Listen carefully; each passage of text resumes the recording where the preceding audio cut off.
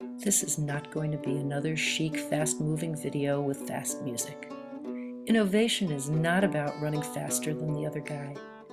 It's about taking the time to think, to create, to collaborate whenever and wherever my students want to.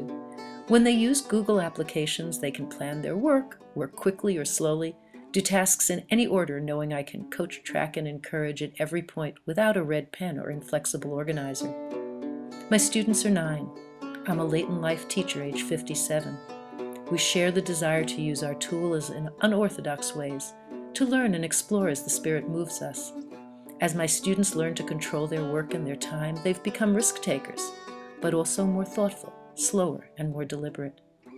We generate positive change with laughter and dirt, alone and with our friends, with thought, imagination, and mastery. Many of the tools we use are in Google applications.